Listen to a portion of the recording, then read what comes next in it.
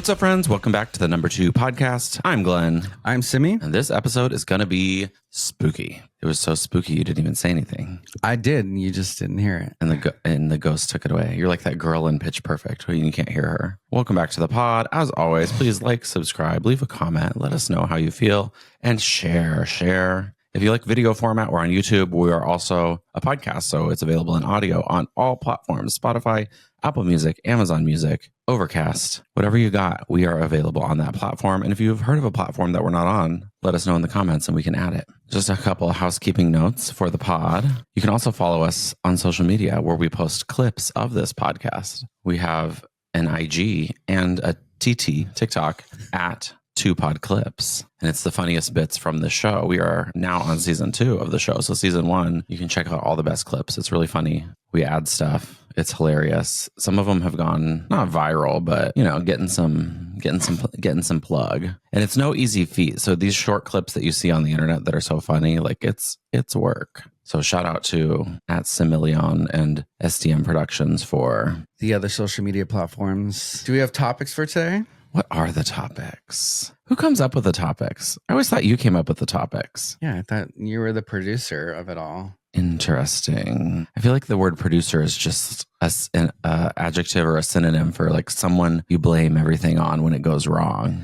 Growing up, and I'm not you, I for the life of me, could not figure out what a producer did. And if you looked it up, it was so vague. But I was like, yo, what the heck is a producer? And what do they actually do? For the longest time, I don't even know if today. When do you think was the first time you even heard the word? I mean, I was always into movies, I went to executive, like in the credits, executive producer. Yeah, and I even went to film school. Even then, the teachers would be like, "Yeah, this person started editing, but then editing was so hard, so years later they became a big producer." And I was like, and they made it sound like this big glorious thing, and I was like, "Oh, maybe I might want to do that. What is it?"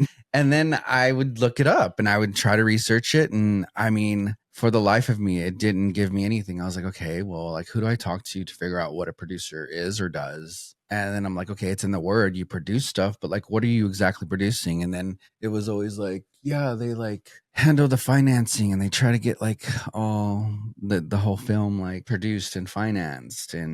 But I guess it entails, it's all encompassing. It's maybe nobody knows what it does. No, I mean, it's all because it's an adjective and a noun. You're a producer, but you're also producing. But at the same time, an actor could bankroll a film, just give thousands of dollars, and then they have a producer credit. So they automatically become a producer because they help produce it because they get money. Yeah, they financed it. I always think of, isn't one of the aisles in the grocery store produce? Is that the same thing? Is that milk or is that chicken? No, that's meat, poultry, produce. No, produce is vegetables. I think it's vegetables, you produce it. Oh, yeah, because they're it's in the produce section. Like we said before, we are not smarter than a 5th grader. Yeah, I believe producing is could be all encompassing or just as little as giving money. It's funny that you thought of that as a kid. The only thing I would know from being a kid is at the end of a lot of films, it would be executive producer Jerry Bruckheimer.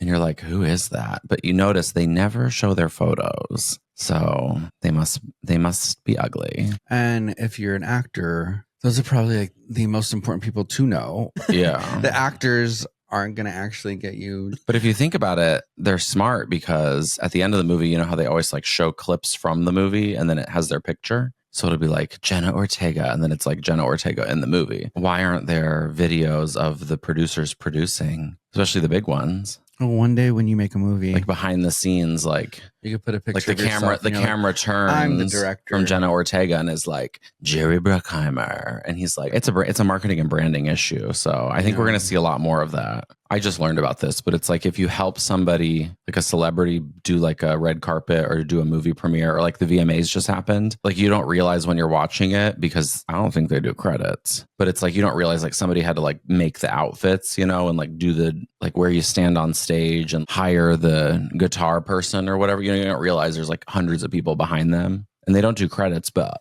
people on Instagram will post. You're not going to get credit for like everything. It's just not. No, but I'm saying it's a popular thing now to get credit. Like people are doing it. Even major artists will post. Well, I mean, on social media, 100%. Which is all that matters. Nobody's actually watching the work. I mean, when you make a music video, nobody watches the music video. Like if you look at like Katy Perry's new music video, it has like 100,000 views. But if you look at her Instagram and TikToks about it, like working with the boys on set, it has millions of views. That is like awesome. It's like, well, it's terrible for like the director and all the people that put hard work into a music video, but it's just like people don't care really about like a well-polished, like crazy thing. They just want to like be a part of a that's creative crazy to process. actually think about, because like growing up, music videos were like everything. And that's probably where you got the most views. And now, well, that's all you had access to. They didn't have social media. Yeah. Thinking about the social media posts probably getting like 10 times more views than the actual music video. Well, and you can only imagine how many, you know, social media back in the day was like People Magazine or Entertainment Tonight, E-News. Like that was, I mean, can you imagine how much money they made? Because there was no social media. And now nobody watches those shows. Poor Mario Lopez is just like alone at Universal City Walk, just trying. They're just making up stories. Times are changing. Those dimples, though.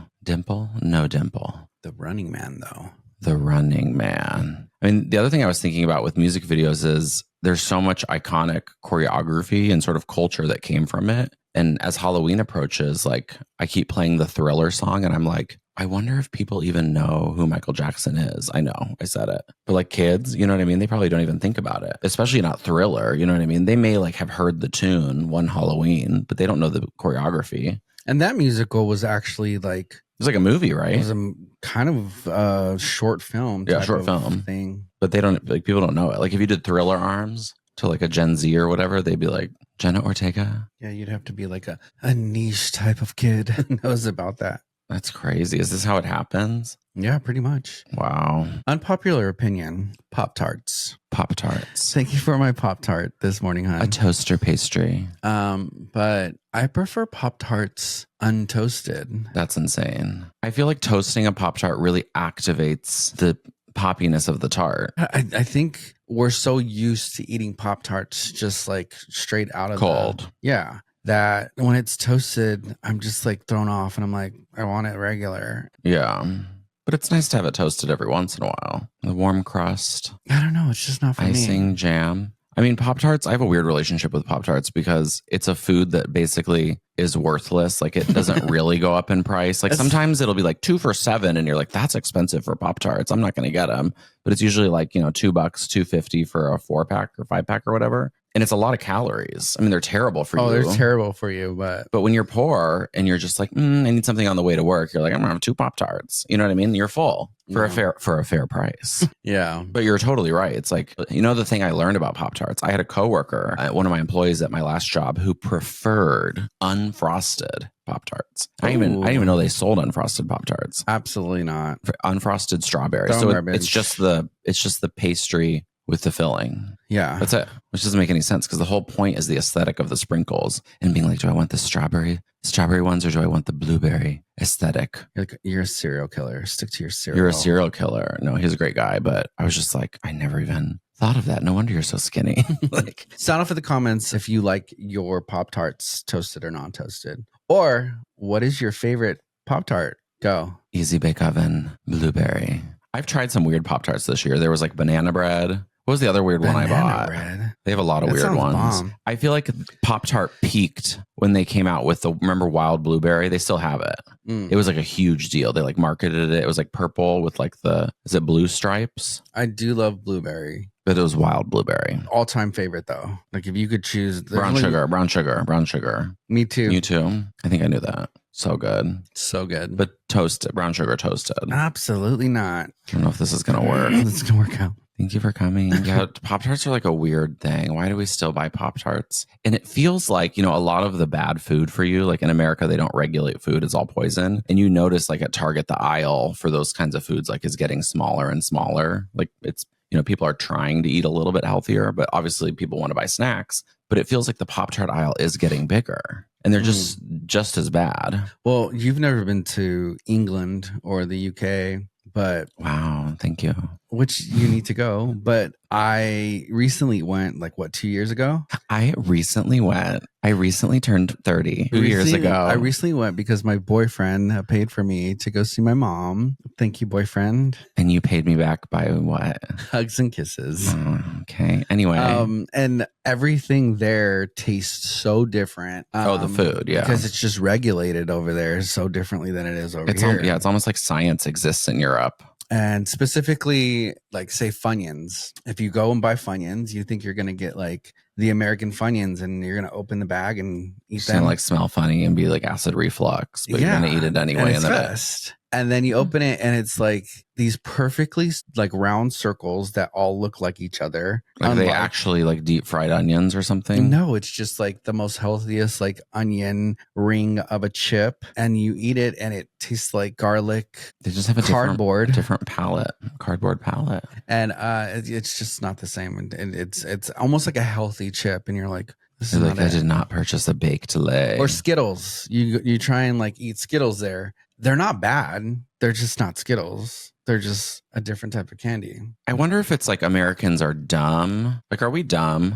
I mean, my brother is, like, skinny. Yeah. And it's just because the food is just different there. It's like the food industrial complex. Yeah. I feel like people are getting I mean, I feel like the companies are actually getting smarter because they realize it's kind of like cigarettes. It's like, well, we'll just take advantage of them for 30 years and then we'll, like, phase it out and trick them into vaping, which is even worse. And then we'll come up with something else to trick them into. And we'll be like, this is definitely healthier. They have baked chips now and, like, all the weird popcorns. I mean, do you think there's any company that makes something that's actually healthy? I'm sure there are, but it's in America, it's just going to be more expensive than the unhealthy things. Really? Because I feel like even produce is all genetically modified. It has preservatives. It has stuff to make, like, extend the shelf life. Even if you buy organic, you know what I mean? I'm sure it's like then they use the organic fertilizer or whatever. Or microplastics. Oh, and then it's, yes, in plastic. I think it's just fiber. It's crazy. Well, I saw online they did a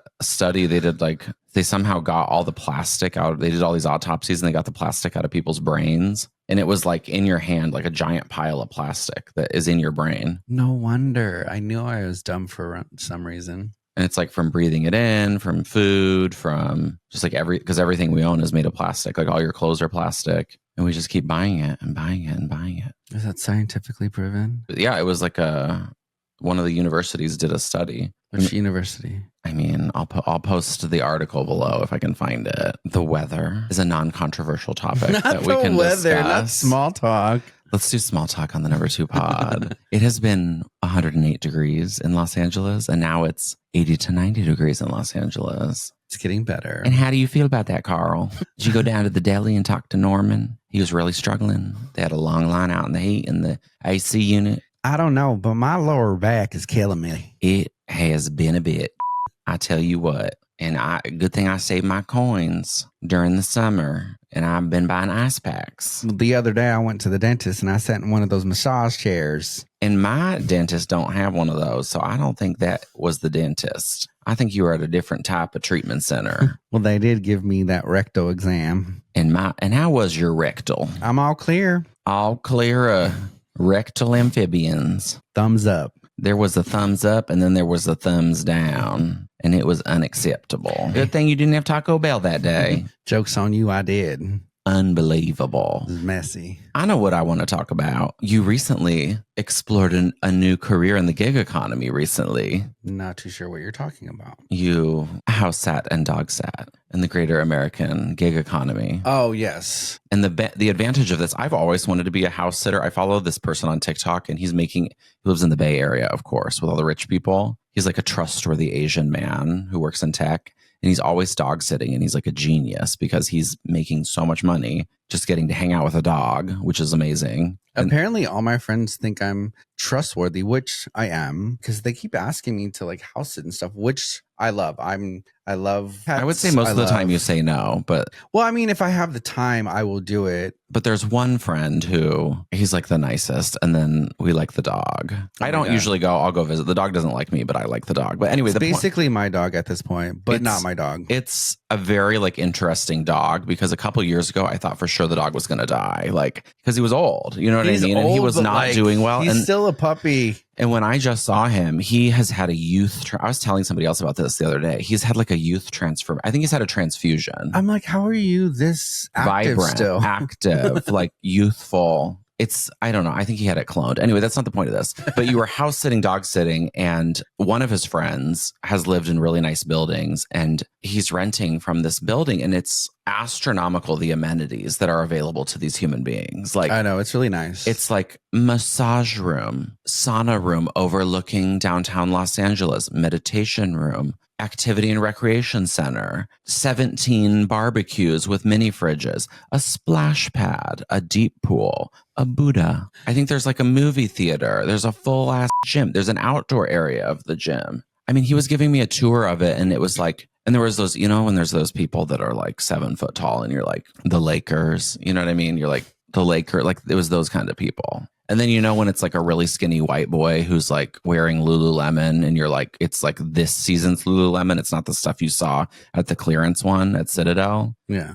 And they're all finance. they're on the phone, and you're just like, wow, like your parents must have worked in finance and you like got a job there, and you're just like, you've never struggled a day in your life other than like finding the next bag of cocaine. You know what I mean? It's your like, Tesla probably has spray paint on your it. Tesla has a wrap is not a wrap. It's a paint job. The lobby had an aviary. What the heck is an aviary? It's a house for birds. Oh, it was small. There's probably 8 birds. That's too many birds to have in that cage, actually, now that I think about it. They were well fed. There was a lot of bird seed in there. Yeah. But whose lobby has an aviary? And then they have these massage chairs. This isn't even in the massage room. In the lobby, they had 9, 2, 3, 4, maybe 6. I'm exaggerating a They're little. on like every floor Of the massage lobby? space pod chairs that like you get in it, and it like, I don't even know what the word, I'm sure there's an adjective. It's a Japanese basically adjective. your whole body. Like you even put your arms into And there's these like things. compression. It's like, remember Sharper Image? Yeah. Do they still have those stores? And you'd be like, can I try it? And they'd be like, There'd always be a sign. But are you going to pay for it? But are you going to pay for it? And you're like, I can't afford a $5,000 massage chair.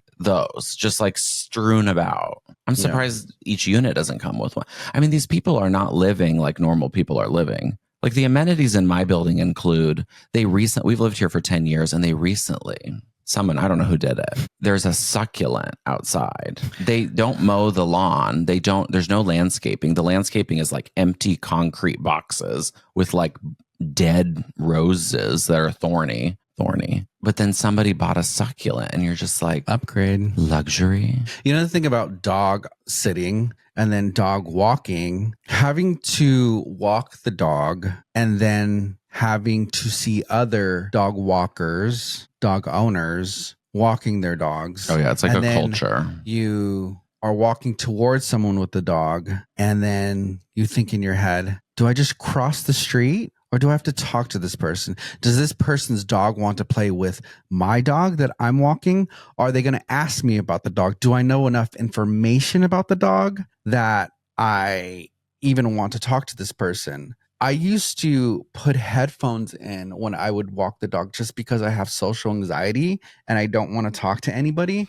But most of the people who have dogs are social people and want to come up to you and talk to you and talk about your dog, or maybe pet your dog. Or maybe they're And you're lonely, like, and that's why they have a dog. Well, mind your own damn business, because I'm just trying to walk this dog, do a job, make sure that it poops, and make sure that I pick up the poop, because there's a lot of dog walkers or dog people who just don't pick up their dog poop, and there's poop everywhere. There's poop everywhere. So it's like, do I like, and especially when I'm like picking up my dog's poop, and do I pick up their poop too? Just to be, and it's just like, you don't touch there's other so people's many poop. things that like go through your head when you're trying to walk a dog that you're like, did you have any good encounters? I mean, people are fairly nice, but it's just like, not really. It's because then you have anxiety once the dogs start playing with each other. You're like, oh my God, please don't bite the dog that I'm watching, or don't bite that dog, or don't get tangled into the leash with the other person. And then I have to touch the other person and then apologize. And I mean, it's just astronomical. Just leave other dog walkers alone. Most of the time I just cross the street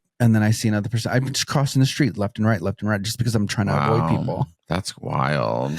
No, it's not that bad. I'm exaggerating, but there are some like things that go on in your head when you're walking this dog and you have anxiety and you almost, just like in my own real life, never want to leave the house. Bum, bum, bum. Anyway, thank you for watching the Number 2 podcast, and we'll see you next time. And don't forget to follow us on socials at Similian and at Glenn.Haney or Glenncation or 2 Pod Clips. Until next time. Bye. Bye.